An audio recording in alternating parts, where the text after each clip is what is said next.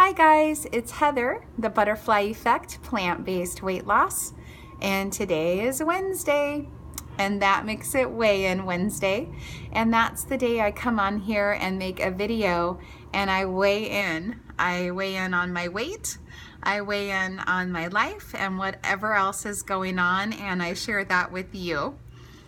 And so we all know last week's video, I was pretty upset because I was feeling out of control and just a lot of regret from a lot of decisions. And as I shared with you guys, I was feeling a lot of pressure because of the way that I did take off weight really publicly, and so many wonderful people said that I inspired them. I feel like I'm letting people down when I don't do well, and I have that pressure on myself. And I also, just had a big fear of going back to where I've been. So I spent a lot of the week, this week, thinking about why I had such an emotional reaction last week. And part of it, frankly, is medical.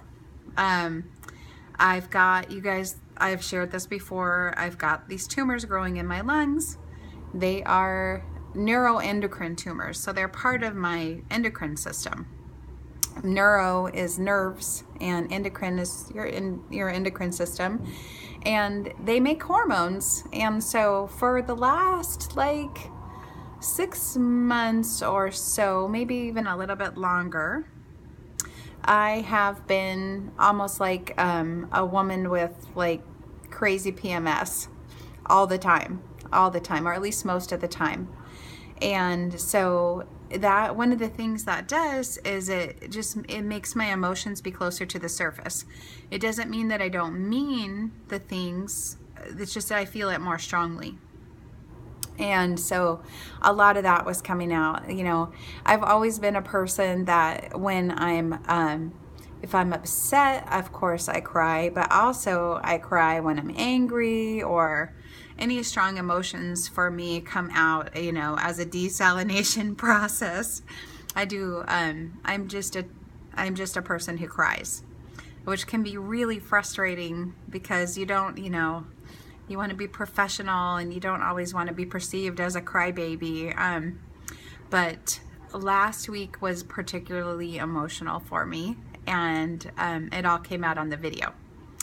So I spent a lot of this last week, thinking about that and thinking about, you ever have that feeling like enough is enough? It's time to just stop being sad about this and fix it. And I had that kind of a feeling this week. And so I had a really great weekend, spent some time with a really wonderful friend, and we had an amazing time. Went to an aquarium, went and we saw all kinds of birds and all kinds of wildlife, and just spent some time. The best thing, honestly, was spending time talking to her, because she's an amazing person and I haven't had that much opportunity to just talk to her a lot, and so that was great. And then she eats like me, so we were having fun, just visiting and cooking and hanging out. And so anyway, that was really good. But one of the things that she is really gifted at is talking to people about their feelings and about stuff that's going on for them. And so she was just like just literally the perfect person to talk to, and just a lovely, amazing woman. And I got to spend a lot of time with her this weekend. So yeah, something clicked after last week, and I've just been doing really well. And I actually took off 5.2 pounds this week, and I'm getting my step count back up to where it was. I'm doing yoga, but the biggest change was mental, and I'm back to where I was, I would say, before the holidays this last year. I've kind of decided to give up the struggle. And I know that sounds so funny that you can just decide that, but I got reminded that the mind is super powerful by reading a book that I really recommend for anybody who is, especially if you're dealing with a health condition that you're trying to heal, or just with life. The book is called Mind Over Medicine. It's by Lissa Rankin, and it explains how the mind has so much power over the body, and that it's not, you know, woo-woo, or I don't know how to explain it. It's not, it is not some kind of fake phenomena, but she argues that the relaxation response that we get when we deeply believe something actually gets out of the way of our bodies and allows us to have our natural healing functions work. And people believe that they will heal more. So she talked about like the placebo effect and the nocebo effect. So the placebo effect is, you guys probably know it, like they give somebody a sugar pill, they tell them that it will cure their whatever symptom, and then a certain number of people get better who just take the sugar pill that don't even have the real medication. And so that's called the placebo effect. But there's also something called the nocebo effect. So they say, you know, this medicine I'm giving you will give you nausea and vomiting and a severe headache, and can cause a severe headache.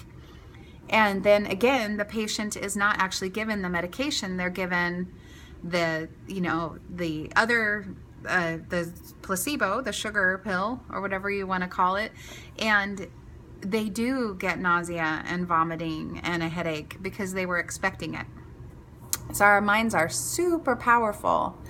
And it just made me think about the fact that something that I knew before is that, you know, struggling or not struggling is a choice. And you don't have to struggle. You can just surrender to what is the right thing for you. And so I've just kind of made peace with the fact that I need to eat what I need to eat to stay healthy and to continue to take off weight. And I just let go of the, like, you know, feeling sorry for myself, or feeling like this is something I'm going to have to fight my whole life, is this impulse to eat something that I'm not choosing to eat. And it's all about, you know, seeing your authentic self as being whole and pure and good, and wanting to honor that and not wanting to injure yourself, and, you know, giving yourself the best, cleanest, most nutritious food, not out of some kind of sense of deprivation, but because it is literally the best and highest good for yourself, and you want to build your body out of the best materials available, and you definitely don't want to poison yourself or do anything that would harm yourself. And so it's eating the way that I personally need to eat, out of love for myself, and out of, you know, being a promise keeper, because I did make a promise that I would take care of myself. I did make a promise to God that I would not eat his creatures. I did make a promise to the people that I love that, hey, I will take care of me so you don't have to when I'm older. I promised my mom before my mom passed that I would take care of myself and that I would never give up. And so I am back to that feeling of living in integrity and living in doing what I'm doing joyfully, peacefully. No, not just, again, feel, surrendered sounds negative, but it's just a feeling of being, yes, this is what I'm doing. This is what I want to be doing. It feels right. I know what's right.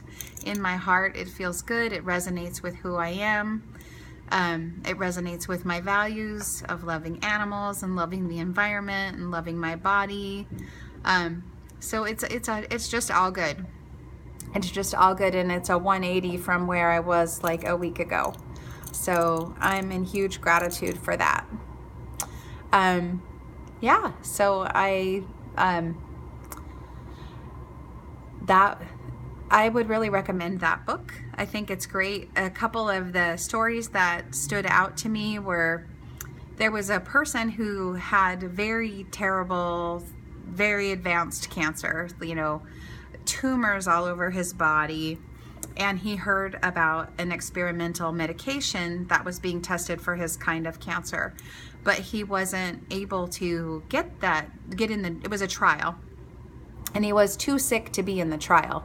When they test a drug, they don't want people that are like really sick and likely to die to be testing it, because it would look bad for the drug. And so he didn't qualify for this study, but he really in his heart believed that it would work for him, and that he really wanted to take it, and that it was his only hope.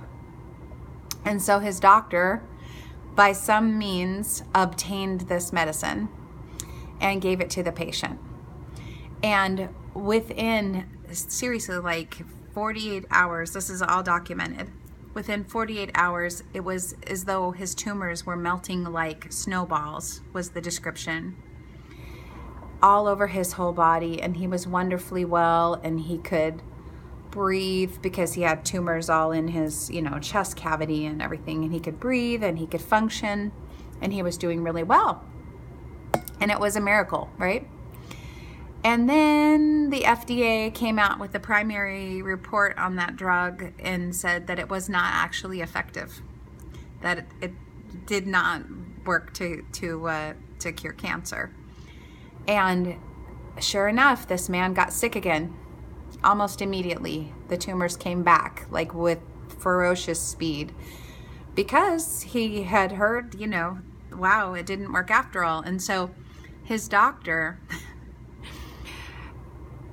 was convinced that, he was having a wonderful example of the placebo effect. And he said, it's just that this particular drug that the FDA was evaluating, they got a bad batch, and it was too old, and that's why these people didn't have great results like you did.